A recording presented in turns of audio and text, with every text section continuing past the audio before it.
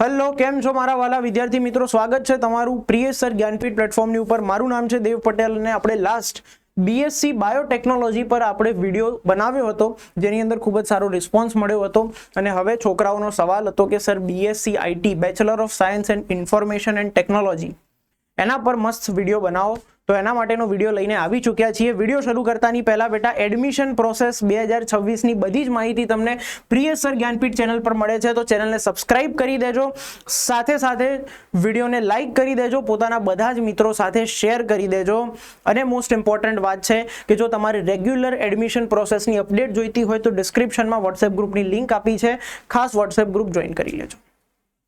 બીજી એક ઇમ્પોર્ટન્ટ વાત છે કે વેકેશનની અંદર વેકેશન બેચ આપણે લોન્ચ કરી છે, જેમાં important courses like skills development, English vocabulary, એની સાથે સાથે ગ્રામર છે, કન્વર્ઝેશન સ્કિલ્સ છે, સાથે સાથે ગેટ એક્ઝામનું મેથ્સ છે, આ બધા પ્રકારના કોર્સ જે ખરા ઇન્ક્લુડ કરીને આપણે વેકેશન બેચ બનાવી છે, જે તમારા સ્કિલ્સમાં ઘણી અપડેટ કરી આપશે, જે તમને કોલેજમાં કામમાં આવશે. અને બીજું, જો તમારે પોતાનું 12 સાયન્સની એક્ઝામ આપ્યા પછી રિઝલ્ટ ઇમ્પ્રૂવ કરવું છે તો ઇમ્પ્રુવમેન્ટ એક્ઝામની બેચ પણ લોન્ચ થઈ ચૂકી છે, જેના દરેકના ડિટેલ ડિસ્ક્રિપ્શન વિડીયો અહીંયા આગળ આપેલા છે. તો ફટાફટથી લિંક ક્લિક કરીને તમે વધુ માહિતી મેળવી શકો છો. તો ચલો બેટા શરૂ કરીએ. તો આપણે ઇન્ફોર્મેશન મેળવવાની છે BSc in information technology, BSc IT વિશે. ગુજરાતની અંદર કઈ કઈ કોલેજીસ છે એના વિશે આપણે માહિતી મેળવીશું. એડમિશન પ્રોસેસ શું છે, કેરિયર એન્ડ સેલરી શું છે, બધી જ આપણે માહિતી મેળવવાના છીએ. પણ બે ઇમ્પોર્ટન્ટ પ્રશ્નોના જવાબ હું સૌથી પહેલા આપવા માંગીશ. પહેલો ઇમ્પોર્ટન્ટ પ્રશ્નનો જવાબ એ છે, જે છોકરાઓ પૂછતા હોય છે કે સર બાયોલોજી વાળા સ્ટુડન્ટ બીએસસી આઈટી કરી શકે? તો એનો જવાબ છે યસ.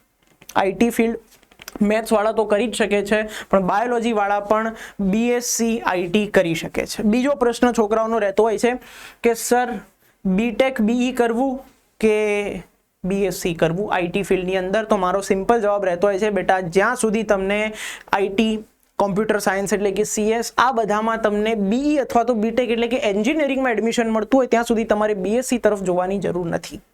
બાયોલોજી વાળાને તો ઓપ્શન જ નથી, બીએસસી જ કરવું પડશે જો આઈટીમાં જવું હશે તો. પણ મેથ્સ વાળાને જો એન્જિનિયરિંગમાં એડમિશન મળતું હોય તો પહેલો પ્રેફરન્સ એ રહેવો જોઈએ. પણ જો કોઈ કારણસર એન્જિનિયરિંગની સારી કોલેજમાં અથવા તો સારી જગ્યાએ એડમિશન નથી મળતું તો પછી તમારે બીએસસી આઈટી પર ફોકસ કરવું જોઈએ. ઓકે, ચલો તો આજે બધું જ સમજવાના છીએ કે કઈ કઈ ફિલ્ડ રહેશે, કઈ કઈ કંપનીઝ રહેશે, કેટલી તમારી સેલેરી હોઈ શકે છે, ફ્યુચર બધું જ જોવાના છીએ. સૌથી પહેલા તો અબાઉટ પ્રોગ્રામ શું લખ્યું છે ભાઈ? તો કે ભાઈ 3 યર્સનો અંડર ગ્રેજ્યુએટ પ્રોગ્રામ રહેતો હોય છે તમારો, બરાબર. 6 સેમિસ્ટર્સ હોય છે, 6 સેમિસ્ટર્સ તમારે બીએસસી ની અંદર મોસ્ટલી રહેતા હોય છે. એના બાદ તમે આગળ software development, networking, database, cyber security, modern IT જેવા અલગ અલગ ફિલ્ડમાં માસ્ટર્સ પણ કરી શકો છો, બરાબર. પ્રોગ્રામિંગ એન્ડ સોફ્ટવેરમાં તમે પાયથન, જાવા, સી++, વેબ ડેવલપમેન્ટ જેવી વસ્તુઓ શીખી શકો છો. નેટવર્ક એન્ડ સિક્યોરિટીમાં TCP, IP, cyber security, cloud જેવી ફિલ્ડ્સ પર આગળ પોતાનું રિસર્ચ વધારી શકો છો. ડેટાબેઝ મેનેજમેન્ટ છે, ડેટા એન્ડ એનાલિટિક્સ, જેમાં ડેટા સાયન્સ હમણાંથી બહુ જ ઉપડ્યું છે, બરાબર. ખૂબ જ ટ્રેન્ડમાં છે ડેટા સાયન્સ. તો આ બધું મશીન લર્નિંગ, એઆઈ, એ બધું પણ તમે શીખી શકો છો. ઓકે, શું શું રિક્વાયરમેન્ટ છે? તો ભાઈ ક્લાસ 12 પીસીબી અથવા તો પીસીએમમાં કરેલું હોવું જોઈએ. મિનિમમ 45 to 50% માર્ક્સ હોવા જોઈએ તમારા, એન્ડ સાયન્સ સ્ટ્રીમ હોવી જોઈએ. તો તમે ઇઝીલી તમારું ફોર્મ કોલેજ એક્સેપ્ટ કરી શકે છે. ચલો હવે આપણે વાત કરીએ ટોપ કોલેજીસની. તો ભાઈ ગુજરાત યુનિવર્સિટી છે આપણી, સરદાર પટેલ યુનિવર્સિટી છે જે વલ્લભ વિદ્યાનગરમાં આવેલી છે, વીર નર્મદ સાઉથ ગુજરાત યુનિવર્સિટી છે, સેન્ટ ઝેવિયર્સ કોલેજ છે. આ બધી જ જે યુનિવર્સિટીઝ ખરી, અને બીજી ઘણી બધી એવી યુનિવર્સિટીઝ છે કે જેની અંદર તમે બીએસસી આઈટી કરી શકો છો. નેક્સ્ટ આપણે આગળ વધીએ કે કેરિયર ઓપ્શન્સ કયા કયા છે બીએસસી આઈટીમાં. તો તમે જો સોફ્ટવેર ડેવલપમેન્ટમાં આગળ વધો છો તો 3.5 to 10 લાખ પર એનમ તમારું પેકેજ હોઈ શકે છે, બરાબર. જો તમે સાયબર સિક્યોરિટી એનાલિસ્ટ તરીકેની જોબ લો છો તો 4 to 12 લાખ પર એનમ તમારું પેકેજ હોઈ શકે છે બેંક્સની અંદર. હવે તો મોટી મોટી કંપનીઝ પણ સાયબર સિક્યોરિટી વાળાને હાયર કરતી હોય છે, જે કંપનીઝ શું કરે છે કે ભાઈ પોતાનો ડેટા સેફ રાખવા માટે, કારણ કે કરોડોની કંપની હોય અને એનો ડેટા ચપટી વગાડતા જો કોઈ ગાયબ કરી દે અથવા તો કોઈ ચોરાઈ લે તો કંપનીને બહુ મોટું નુકસાન થઈ શકે છે. તો પોતાનો ડેટા સેફ રાખવા માટે મોટી મોટી પ્રાઇવેટ કંપનીઝ પણ હાયર કરતી હોય છે. ડેટાબેઝ એડમિનિસ્ટ્રેટર, બરાબર, 3 થી 8 લાખ પર એનમનું તમારું સેલરી પેકેજ હોઈ શકે છે. સાથે સાથે network engineer 3 to 7 LPA, data analyst 4 to 10 LPA અને આઈટી સપોર્ટ અથવા તો સિસ્ટમ એનાલિસ્ટનું 2.5 to 5 લાખ પર એનમનું પેકેજ હોઈ શકે છે. બરાબર, જેટલી મોટી કંપની એટલું મોટું પેકેજ, સીધી વાત છે. જેટલો વધારે એક્સપિરિયન્સ એટલું વધારે સારું પેકેજ, જેટલા વધારે તમારા કોલેજમાં માર્ક્સ એટલું વધારે સારું પેકેજ. તો સિમ્પલ રૂલ છે. તમે કોઈ પણ ફિલ્ડમાં આગળ વધશો તો આ 3 વસ્તુ જોઈશે: સારો એક્સપિરિયન્સ, સારા માર્ક્સ અને સારી કંપની. આ 3 હશે તો મસ્ત પેકેજ મળવાનું છે. ચલો આગળ વાત કરીએ કે ભાઈ પ્રોગ્રેશન કેમનું થતું હોય છે. તો જો તમે ફ્રેશ ગ્રેજ્યુએટ હશો તો તમારું બહુ સેલરી નહીં હોય, 3.5 લાખ પર એનમ તમારે ગણીને ચાલવાની. 2-3 વર્ષનો એક્સપિરિયન્સ હશે તો તમારી સેલરીમાં ઘણો એવો વધારો થશે, ઓલમોસ્ટ ડબલ. 5+ યર્સનો એક્સપિરિયન્સ હશે તો તમે મહિનાના 1 લાખ તો આરામથી મેળવી શકો છો. અને આગળ જો તમે માસ્ટર્સ કરેલું છે અને તમારો 3 years પ્લસ એક્સપિરિયન્સ છે તો તમે મહિનાના 1.5 લાખ પ્લસ કમાઈ શકો છો.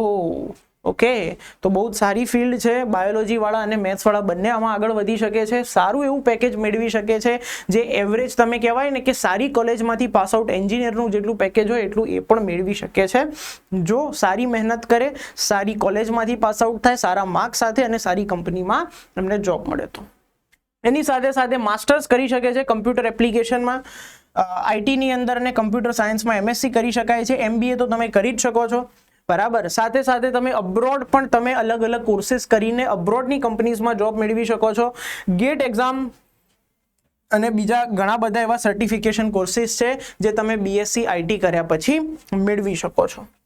એની સાથે સાથે જો આપણે વાત કરીએ કઈ કઈ કંપનીઝ તમને બેટા હાયર કરી શકે છે, TCS તો છે જ, સાથે સાથે ઇન્ફોસિસ છે, વિપ્રો છે, HCL ટેકનોલોજીસ, ટેક મહિન્દ્રા, કોગ્નિઝન્ટ, બરાબર, કેપ જેમિનાઈ, IBM છે, L&T ઇન્ફોટેક છે, રિલાયન્સ જીઓ છે. આ બધી કંપનીઝ તમને હાયર કરી શકે છે. સ્ટાન્ડર્ડ કંપનીઝ છે, તેનું એન્વાયરમેન્ટ સારું હોય છે, તેની વર્ક મેથડ સારી હોય છે, બધું જ સરસ હોય છે.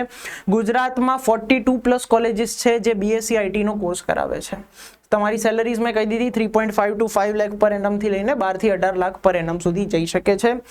ગુજસેટ અહીંયા આગળ ખોટું લખેલું છે. આમ તો જોવા જઈએ તો ગુજસેટના માર્ક્સ નથી ગણાતા, તમારા બોર્ડના માર્ક ગણાતા હોય છે બેટા.